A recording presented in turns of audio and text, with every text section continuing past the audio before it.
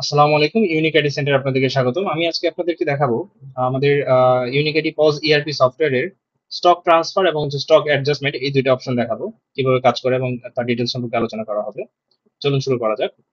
এখানে stock transfer stock ট্রান্সফারে যদি আমরা ক্লিক করে দেখেন, আপনার যদি মাল্টিপল বিজনেস থাকে, যেরকম ধরেন আপনার যে ফ্রাঞ্চাইজিস বলেন বা হচ্ছে যে শোরুমের যে বিজনেস গুলো আছে, বা আপনার যদি মাল্টিপল দোকান থাকে, সেক্ষেত্রে আপনি এটা ইউজ করতে পারেন। যেরকম ধরেন আরং, তারপর হচ্ছে ইজি, বাটা, অ্যাপেক্স, তাদের বিভিন্ন জায়গায় বিভিন্ন শোরুম আছে। তো তারা কি করে, যদি একটা শোরুম থেকে প্রোডাক্ট অন্য একটা শোরুমে বা একটা বিজনেস থেকে অন্য একটা বিজনেসে প্রোডাক্ট ট্রান্সফার করে, তখন এই অপশনগুলো ব্যবহার করে। তো দেখেন এখানে হচ্ছে লিস্ট স্টক ট্রান্সফার, আপনি হচ্ছে স্টক ট্রান্সফারের লিস্টটা হচ্ছে আপনার এখানে শো করবে। আর হচ্ছে অ্যাড স্টক ট্রান্সফার, অ্যাডে চাপ দিলে আপনার ওখানে দেখাবে যে আহ, কোন বিজনেস থেকে কোন বিজনেসে আপনি কোন প্রোডাক্ট ট্রান্সফার করতে যাচ্ছেন। ডেটটা অটোমেটিক বসে গেছে দেখেন, আজকে ডেট। রেফারেন্স নাম্বার চাইলে দিতে পারবেন। স্ট্যাটাস স্ট্যাটাস কি পেন্ডিং নাকি ইন ট্রানজিট নাকি কমপ্লিটেড, পুরো কমপ্লিট হয়ে গেলে যদি আপনি এখানে কমপ্লিটেড দেখেন, তাহলে কারণ আপনি 50 পিস প্রোডাক্ট হচ্ছে অন্য একটা কোম্পানিতে দিচ্ছেন, আপনারই কোম্পানি অন্য একটা ব্রাঞ্চে দিয়েছেন, তাহলে ওই ব্রাঞ্চের স্টকের সাথে আপনার এই 50 পিস অ্যাড হয়ে যাবে, এবং এবং আপনার এই আপনার স্টকের থেকে, এই বিজনেসের স্টকের থেকে আপনার 50 পিস কমে যাবে, এরকম হবে আর কি। হ্যাঁ। তো লোকেশন ফ্রম, কোন বিজনেসের থেকে, লোকেশন টু, কোথায় দিচ্ছেন আপনি, ধরেন আপনি দিচ্ছেন অমুক একটা বিজনেসের মধ্যে দিচ্ছেন। দেন হচ্ছে আপনি প্রোডাক্ট সিলেক্ট করুন, কোন প্রোডাক্ট। প্রোডাক্ট ধরেন আমি একটা সিলেক্ট করলাম, তারপর আরেকটা সিলেক্ট করলাম। ঠিক আছে, দুইটা প্রোডাক্ট সিলেক্ট করলাম। এখন দেখেন কত পিস আমি এখান থেকে ট্রান্সফার করবো। যদি 10 পিস দিই, তাহলে এই এই স্টক থেকে, এই বিজনেসের স্টক থেকে 10 পিস কমে যাবে।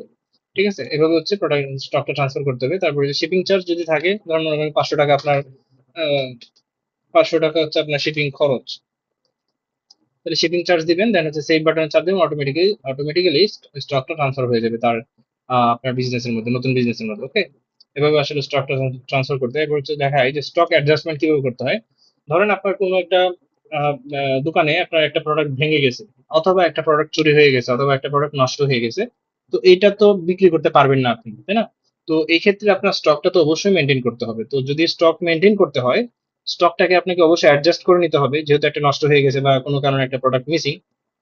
তো এখান থেকে আপনি হচ্ছে অ্যাড স্টক অ্যাডজাস্টমেন্টে যাবেন।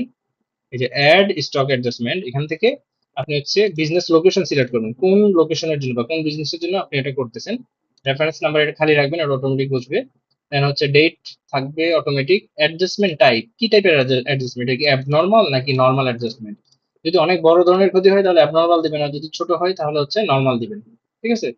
দেন হচ্ছে আপনি প্রোডাক্ট দিবেন, কোন প্রোডাক্টের জন্য আপনি হচ্ছে অ্যাডজাস্টমেন্টটা করতেছেন, প্রোডাক্টের নামটা এখান থেকে সিলেক্ট করবেন, অথবা এখানে বারকোড স্ক্যান করলে হবে। স্টক অ্যাডজাস্টমেন্ট দিলেন। এখন হচ্ছে কি আসবে আপনার, যে টি শার্ট এই প্রোডাক্টটা কোয়ান্টিটি কত পিস, দেখেন আপনি কত পিস অ্যাডজাস্ট করতে চাচ্ছেন। মনে করেন 2 পিস অ্যাডজাস্ট করতে চাচ্ছি। এখন এটা কি হচ্ছে, দেখেন ইউনিট প্রাইস কত, ইউনিট প্রাইস হচ্ছে আপনার 500 টাকা।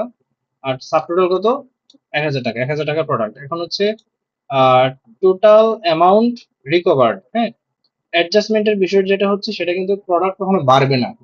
আপনার প্রোডাক্ট কিন্তু ধরেন আপনার 50 পিস আছে, হয়তোবা 50 পিসের জায়গায় 50 পিসই থাকবে, কিন্তু কখনো একটা প্রোডাক্ট বাড়ার সুযোগ নাই, অথচ প্রোডাক্ট কমার সুযোগ আছে। কারণ ধরেন একটা প্রোডাক্ট চুরি হইতে পারে, একটা ভাঙতে পারে, একটা নষ্ট হইতে পারে, সেক্ষেত্রে আপনি অ্যাডজাস্ট করতে পারবেন।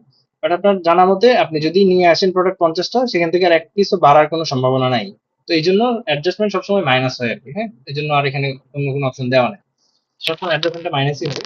তো দেখেন আপনি হচ্ছে টোটাল অ্যামাউন্ট রিকভার, কত টাকার অ্যামাউন্ট হচ্ছে আপনি রিকভারি করতেছেন এটা থেকে। রিকভার্ড অ্যামাউন্ট এখানে দিয়ে দিবেন, যেখানে কি লিখছে দেখেন যে amount recovered from insurance or selling of scraps or others.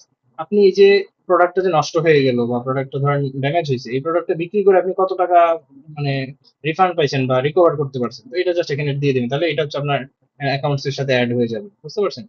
দেন হচ্ছে এখানে রিজন কি কারণে এটা হয়েছে এখানে দিয়ে রাখবেন, কারণটা এখানে লিখে রাখবেন, জাস্ট সেভ দিলে এখানে আপনার এই ফরম্যাট ডাটাটা আপনার যে এখানে চলে আসবে, লিস্ট স্টক ট্রান্সফারের মধ্যে চলে আসবে। এখানে date, reference number, location, adjustment type, amount সবকিছু ডিটেলস দেওয়া আছে, আপনি চাইলে এখান থেকে এটা প্রিন্টও করে নিতে পারবেন। তো এটা হচ্ছে স্টক অ্যাডজাস্টমেন্ট, এখান থেকে আপনি স্টকটাকে অ্যাডজাস্ট করতে পারবেন। তো এই ছিল আজকের ভিডিও। আগামী ভিডিওতে আপনাদেরকে অবশ্যই আমরা সুন্দরভাবে বোঝানোর চেষ্টা করবো বাকি অপশনগুলো, যে এক্সপেন্স, তারপর হচ্ছে আমাদের payment accounts, report, notification, settings এর মধ্যে অনেক আইটেম আছে, কোনো কিভাবে কি কাজ করতে হয় সবকিছু দেখানো হবে। তো এই ছিল আজকের ভিডিও আপাতত। তো ধন্যবাদ সবাইকে। আসসালামু আলাইকুম।